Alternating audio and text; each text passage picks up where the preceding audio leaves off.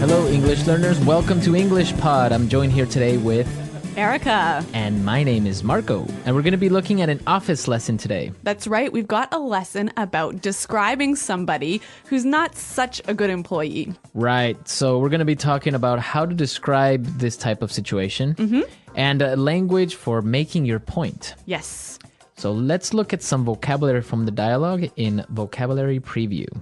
Vocabulary Preview.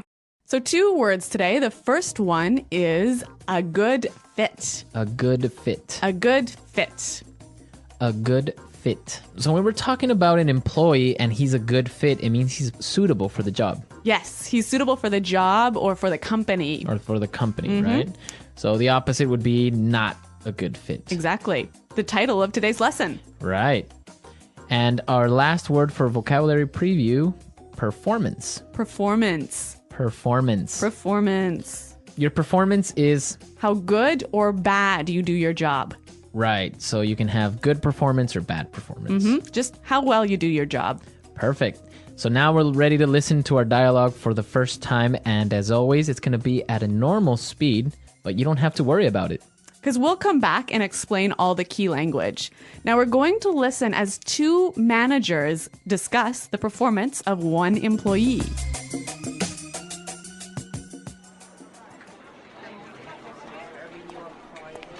So, Lauren, I just wanted to talk to you quickly about our new customer support representative, Jason Huntley. Sure, what's up? Basically, I've got a few concerns about him, and the bottom line is I don't think he's a good fit for our company. Okay, what makes you say that? I thought you were pleased with his overall performance. Didn't you just tell me last week how impressed you were with his attitude? Yeah, his attitude is great, but he's really unreliable. Sometimes he's really productive, but then other times... Take last Tuesday, for instance. He was 45 minutes late for our morning meeting. Well, I'm sure he had a perfectly good reason. But that's not the only thing. You know, he really doesn't have the best work ethic. I'm constantly catching him on MSN and Facebook when he should be talking to clients. Yeah, but come on, Jeff. As if you don't check Facebook at work. Look, you hired this guy. We've invested a lot of time and money in his training. So now it's up to you to coach him. Make it work, Jeff.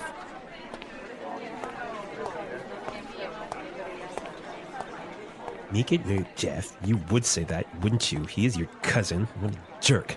Make me hire your stupid, useless cousin.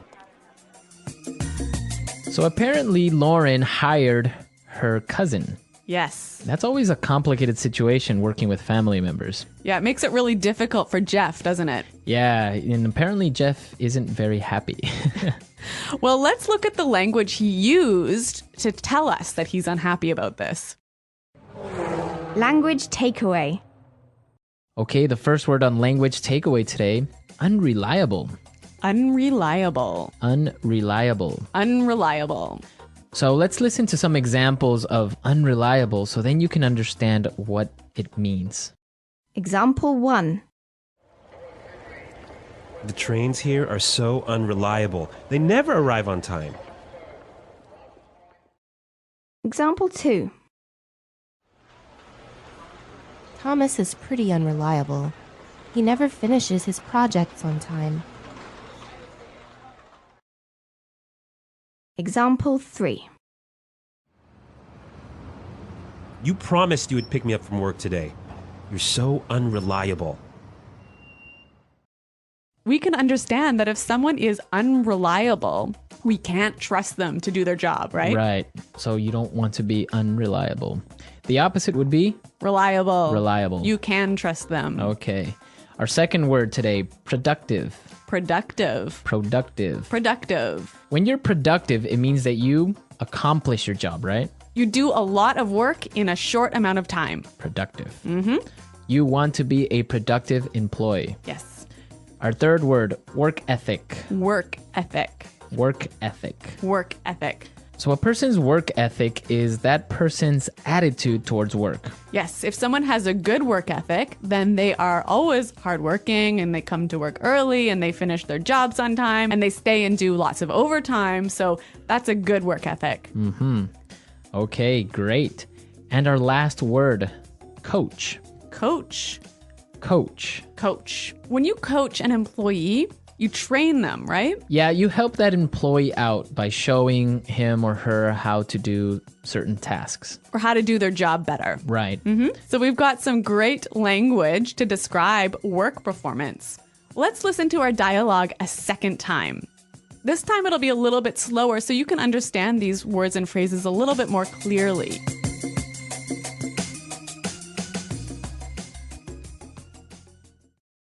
So, Lauren, I just wanted to talk to you quickly about our new customer support representative, Jason Huntley. Sure. What's up? Basically, I've got a few concerns about him. And the bottom line is I don't think he's a good fit for our company. Okay. What makes you say that? I thought you were pleased with his overall performance. Didn't you just tell me last week how impressed you were with his attitude? Yeah, his attitude is great, but he's really unreliable. Sometimes he's really productive, but then other times, take last Tuesday, for instance. He was 45 minutes late for our morning meeting. Well, I'm sure he had a perfectly good reason. But that's not the only thing. You know, he really doesn't have the best work ethic. I'm constantly catching him on MSN and Facebook when he should be talking to clients. Yeah, but come on, Jeff. As if you don't check Facebook at work. Look, you hired this guy. We've invested a lot of time and money in his training. So now it's up to you to coach him. Make it work, Jeff. You would say that, wouldn't you? He is your cousin. What a jerk. Make me hire your stupid, useless cousin. All right, so if you noticed, a lot of useful phrases have come up. So let's take a look at Fluency Builder. Fluency Builder. Fluency Builder, today we have 3 phrases. That's right, 3 phrases that will help us make our point better. The first one is bottom line. The bottom line. The bottom line. Let's listen to how this was used in the dialogue. And the bottom line is I don't think he's a good fit for our company. And the bottom line is I don't think he's a good fit for our company. So basically, it means Like the most important points. the most important point. Perfect. The bottom line. Our second word, overall. Overall. Overall. Overall. So this is the same as saying on the whole. Right. The big picture, how you would say. Yeah, in general. In general. So his overall performance is good. It means in general, His performance is good. perfect. And our last phrase is very interesting because we can mix it up a little bit. Yep. Perfectly good. Perfectly good. Perfectly good. Perfectly good. So this is an interesting phrase because you can describe different objects in this way. Yeah, a perfectly good reason. A perfectly good car. A perfectly good computer. So by the sounds of it, it's kind of like justifying. Yeah, it's saying there's no problem with it. There's no problem with it. Why would Yeah. you throw it away if it's a perfectly good computer? Exactly. Okay, perfectly good. Okay, so now we can listen to our dialogue a third time at a normal speed, and now we're ready to understand everything.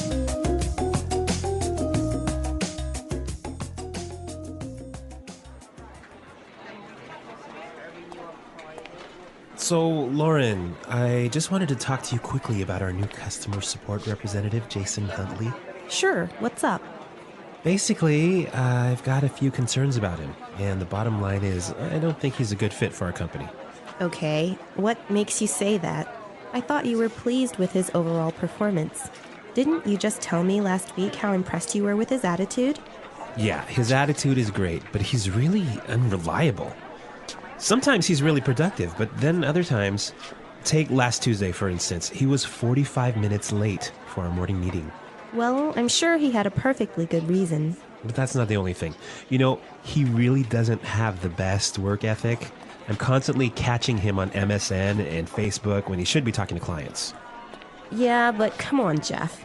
As if you don't check Facebook at work. Look, you hired this guy. We've invested a lot of time and money in his training. So now it's up to you to coach him. Make it work, Jeff.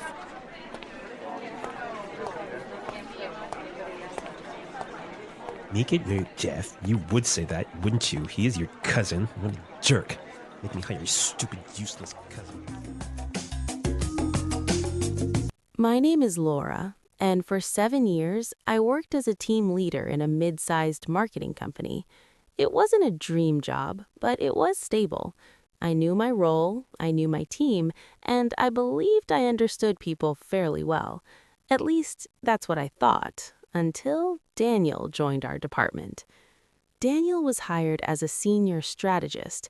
On paper, he looked perfect.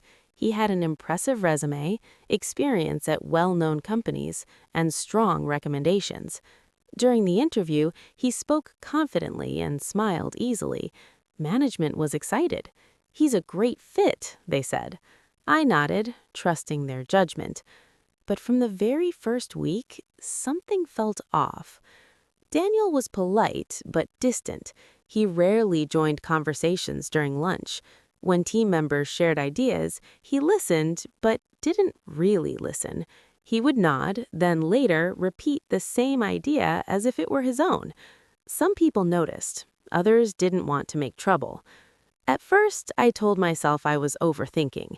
Everyone needs time to adjust. Starting a new job is stressful, especially at a senior level, so I gave him space. Weeks passed, and small issues began to appear. Daniel missed deadlines, not major ones, but enough to slow the team down. When asked about it, he always had a reason. The data wasn't ready, the brief wasn't clear, someone else delayed him. His explanations sounded reasonable, but they happened too often. More importantly, his attitude toward feedback was strange. Whenever I offered suggestions, he became defensive. He smiled, but his eyes hardened. "That's an interesting opinion," he would say, "but in my experience, this works better." It wasn't rude exactly, but it wasn't collaborative either. The team started to feel it. Maria, one of our junior designers, came to me one afternoon. She closed the door behind her and spoke quietly. "I don't feel comfortable working with Daniel," she said. I asked her to explain.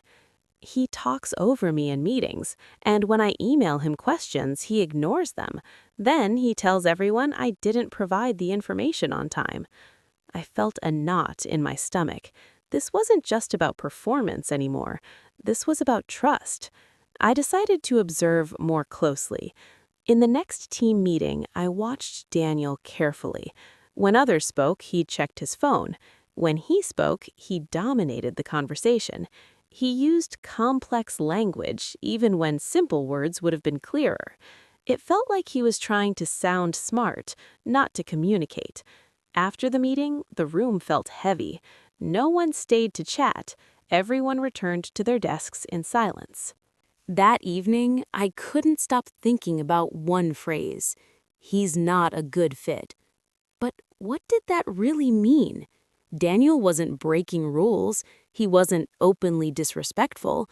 He delivered work, eventually. So how do you explain that something is wrong when everything looks fine on the surface? I decided to have a one-on-one conversation with him. We sat in a small meeting room. I kept my tone calm and professional. "Daniel," I said, "I want to talk about how things are going, not just the work, but how you're feeling in the team." He leaned back in his chair. "I think things are going well," he said quickly. "I've noticed some tension," I replied, "some communication issues." He smiled. "That's normal in high-performing teams." I paused. High-performing teams also rely on trust and collaboration. His smile faded for just a second. "I'm results-focused. Not everyone is used to that." There it was. That sentence explained everything. Daniel didn't see teamwork as a shared process. He saw it as competition. Winning mattered more than connection. Being right mattered more than being respectful. I tried to explain the company culture, how we valued openness, support, and shared success. He listened, but I could tell it wasn't landing. "I understand," he said, "but I don't want to lower my standards." After that conversation, things didn't improve. In fact, they got worse. Team members stopped sharing ideas in meetings. Emails became short and formal. People avoided working with Daniel whenever possible. Productivity dropped, not because people weren't working, but because they were exhausted. One afternoon, I overheard two colleagues whispering near the coffee machine. "I miss how things were before," one said. "Me too," the other replied. One person shouldn't change everything. But one person had. As a leader, I felt responsible. Hiring decisions affect real people. I had trusted the process, and now my team was paying the price. I documented everything: missed deadlines, complaints, feedback conversations. Not to punish Daniel, but to be honest about the situation. Finally, I met with HR and upper management. "This isn't about skills," I explained. "It's about alignment. Daniel doesn't fit our culture, and it's hurting the team." There was silence in the room. One manager said, "But his results are strong." "Yes," I replied, "individually, but teams don't work that way." It took time. Companies move slowly, but eventually management agreed to intervene. Daniel was offered coaching. He attended a few sessions, but resisted change. He believed the problem was everyone else. 3 months later, he resigned. On his last day, he shook hands politely and said, "I think I need an environment that matches my ambition." I smiled and wished him well, and I meant it. Because here's the truth. Being not a good fit doesn't mean someone is bad. It means they belong somewhere else. After Daniel left, the atmosphere changed almost immediately. Laughter returned. Meetings felt lighter. People shared ideas again. Productivity rose, not because people worked harder, but because they felt safe. That experience taught me something important. A good fit isn't about talent alone. It's about values. It's about how someone makes others feel. It's about whether success is shared or taken. And sometimes the bravest leadership decision isn't hiring someone impressive. It's admitting when someone doesn't belong and protecting the people who do.